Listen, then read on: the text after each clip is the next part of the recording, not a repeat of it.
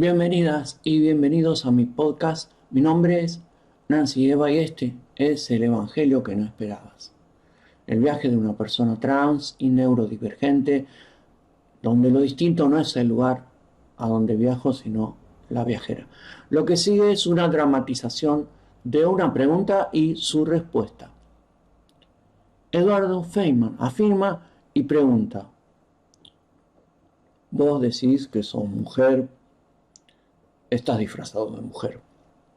Pero yo veo a un hombre y me siento discriminado porque para gente como vos, una persona como yo, que soy normal y heterosexual, gente como vos piensan que los normales como yo ocultamos cosas, por lo menos no, yo no oculto nada. ¿Por qué me imponen que mienta y diga que sos mujer cuando yo sé que no lo sos? Vos ¿no te das cuenta que no sos normal?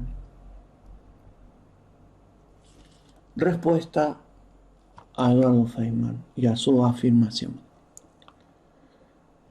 Voy a comenzar citando a Monseñor Ausa. Antiguamente había una clara comprensión de lo que significaba ser una mujer. Era una cuestión de cromosomas. Hoy en día esta claridad se ha visto empañada por la ideología de género que hipotetiza una identidad personal desvinculada del sexo. Esta afirmación habla de ideología de género. ¿Pero a quién se refiere? ¿Quién es el sujeto del cual habla? No sabemos. Y luego dice que la ideología de género hipotetiza. Hipotetizar es la forma de hacer ciencia. En su método científico resolutivo compositivo, Galileo establece 4 pasos: observación, hipótesis, deducción, experimento o verificación. Los experimentos se realizan para saber si nuestras ideas coinciden con la realidad. Galileo dirá que en cuestiones de ciencia la autoridad de 1000 no vale lo que el humilde razonamiento de un solo individuo, y defiende el método científico puro.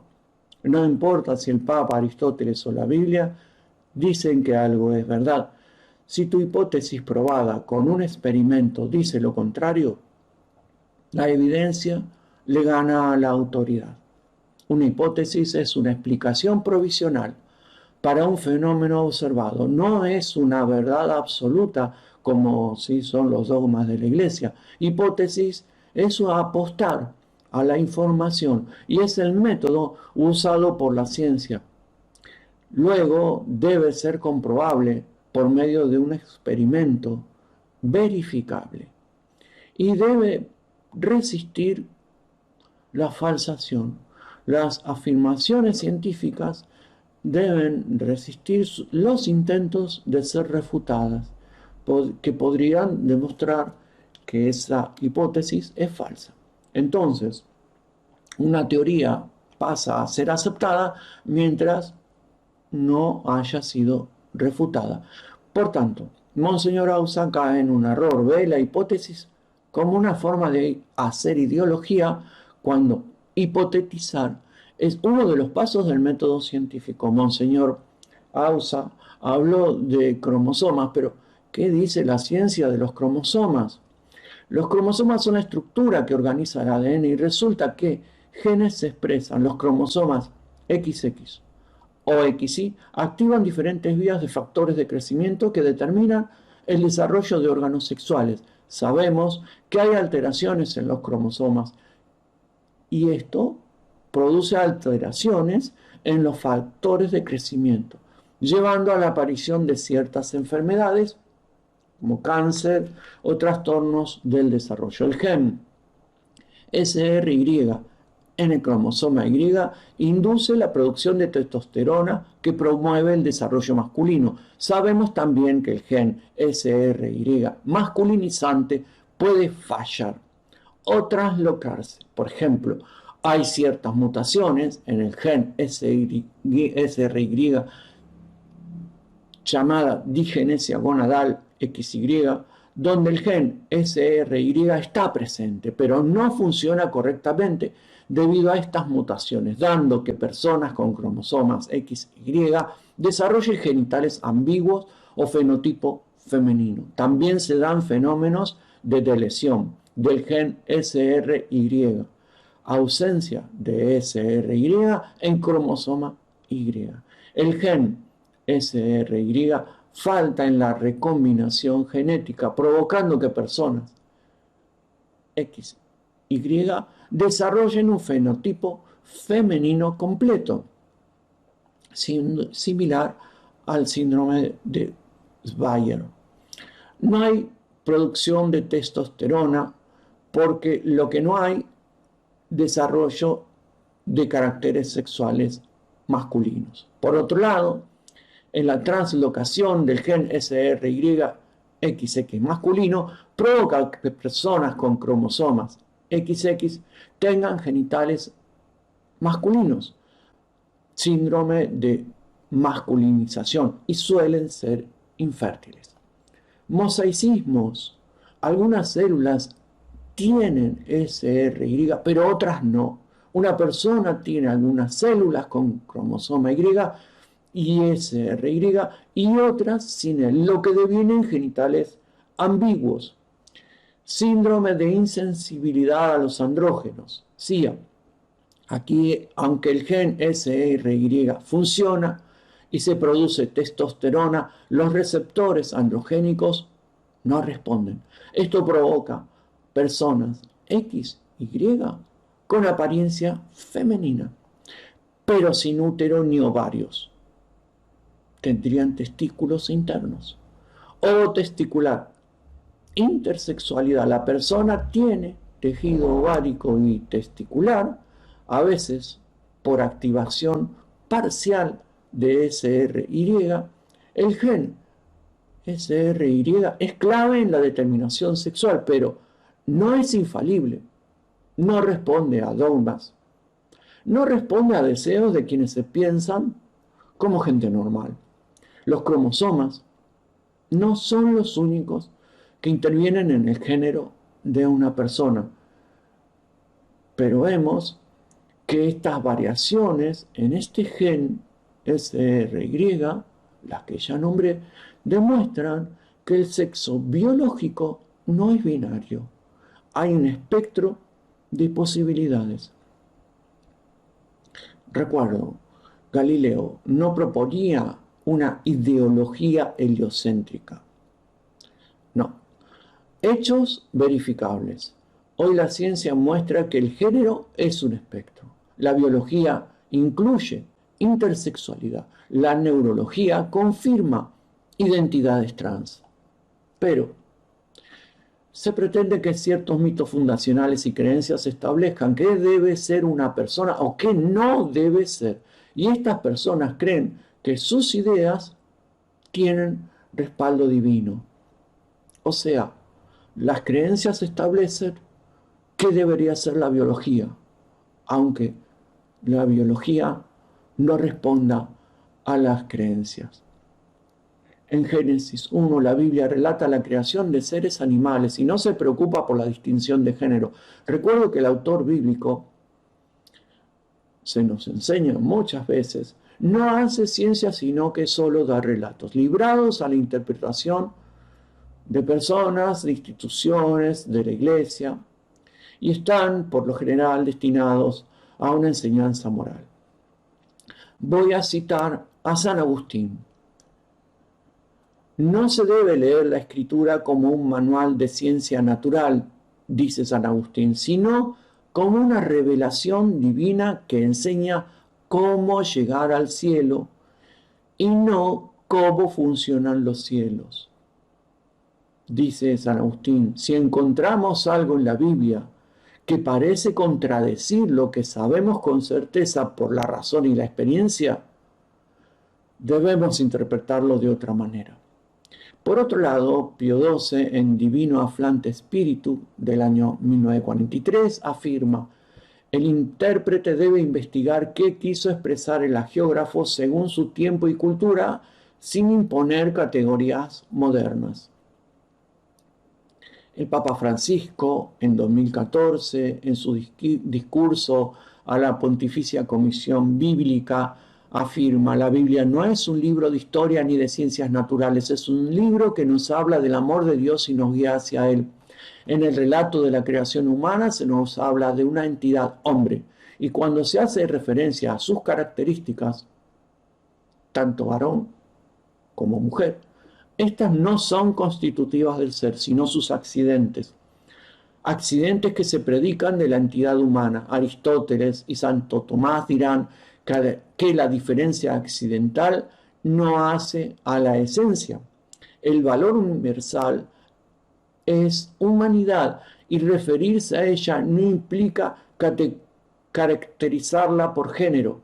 Además, la humanidad trasciende las categorías de género en su relación con Dios. La dignidad del ser humano se desprende de la idea de que es imagen de Dios. Y eso nos lleva a pensar en que hay una igualdad de la especie humana, más allá de las características, o como dijimos, accidentes, que usemos al referirnos a ella, varón, mujer u otros accidentes. Se podría pensar que la diferencia de género es necesaria en función de la reproducción y por tanto del establecimiento para ello de la sociedad, de la familia. La idea de Génesis, sean fecundos, multiplíquense, dentro de la Iglesia se le interpreta en forma relativa, pues muchos consagrados se mantienen célibes y el celibato es defendido por sus miembros como un don de Dios que contradice el mandato de multiplíquense. Y se nos dice en el documento del Vaticano II, Gaudium et Spes, que fecundidad también es fecundidad en la solidaridad, en la empatía, en el servicio y el amor al otro.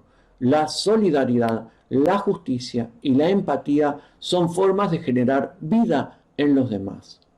Para San Juan Pablo II, en su Teología del Cuerpo, afirma: el matrimonio no es el único ámbito donde el hombre y la mujer realizan su vocación al amor. La virginidad por el reino testimonia que el amor humano alcanza su culmen en la entrega a Dios. Y también sobre esto expresa el Papa Francisco en Amoris Laetitia: la paternidad y maternidad no son solo realidades biológicas, hay matrimonios estériles, personas solteras o consagradas que son fecundas de otra manera. Por tanto, cae según estas interpretaciones el requisito de unirse en familia y producir hijos como un elemento constitutivo de familia, siendo los hijos su elemento fundamental. Puedo afirmar entonces que la familia dejó de ser la productora de hijos, lo que abre la puerta a ciertas miradas de género. Génesis presenta un segundo relato de la creación del hombre, establece una dependencia de la mujer con el hombre. Es el hombre varón uniendo la esencia hombre a característica varón. O sea, se unen esencia y accidente. Hombre y varón pasan a ser uno, un rasgo esencial, único y universal, que además tiene el sello de ser la voluntad de Dios. Luego, la mujer es tomada de una costilla, de un costado. Se la presenta subordinada, creada posteriormente, originada en el hombre varón. El hombre varón en el texto es una idea que se convirtió a través de dos palabras en una misma, y su opuesto es la palabra, la única palabra, mujer. No se trata entonces de binarismo de género, sino de especies distintas. Mujer, ¿qué especie sería? Hombre varón es humanidad. Y mujer. De hecho, hombre y mujer se han utilizado como opuestos. Hay un hombre, humanidad, y hay una mujer. Génesis explicó que la mujer es nombrada por el hombre varón, en la misma forma que el hombre varón nombró a los animales. La mujer no nombra al varón, es un vínculo asimétrico en una relación de poder de uno sobre la otra. Génesis también cuenta, 29, que el hombre paga con su trabajo para obtener su mujer y su ganado. ¿La mujer es un animal más? Sí. En Jueces 14 usa el hombre a su esposa como objeto de trueque. La mujer es patrimonio o posesión del varón. Vuelvo, literalidad bíblica. ¿Cuándo la Biblia es poesía? ¿Cuándo es literal? ¿Cuándo es relato histórico? La historia de Ananías y Zafira contada en Hechos, Nuevo Testamento, donde la misericordia de Jesús ya no fue presentada, revelada, narra que los personajes, Ananías y Zafira, por ser culpables de mentir, sufren una muerte súbita e inmediata. ¿Esto cómo se contrasta con un Dios misericordioso descrito por Jesús? Entonces vuelve la misma pregunta, ¿la Biblia debe ser tomada literalmente? Este es un ejemplo de un castigo desproporcionado. Por una pena menor, por una mentira, se llega a la muerte. El Catecismo de la Iglesia Católica, en los números 105, 108, reafirma que la Biblia debe interpretarse según géneros literarios y la intención del autor humano. Y en el número 110 agrega, no hay que buscar en la Biblia precisión científica o histórica en el sentido moderno. No hay ciencia, no hay historia. Es un género que depende de su autor. Entonces, en mi opinión, esto aplica para los conceptos que acabo de exponer de la Biblia y que demuestra que no puede ser tomada en tono literal, sino como un reflejo de una sociedad con un concepto, conocimiento científico limitado. Nuestras actuales normas, usos y costumbres tienen un lugar donde deben ser debatidas, que es en nuestros congresos, por medio de la participación democrática y especialmente el voto, pues a través de los debates democráticos, políticos y a través de la participación ciudadana, el hombre puede mejorar y establecer normas de acuerdo a su actual realidad social. Su voluntad democrática como mayoría y el actual conocimiento científico podrán hacer que el futuro del hombre cambie. Normas que establecidas nos guían en qué es lo correcto para vivir en sociedad, dejando atrás los mitos.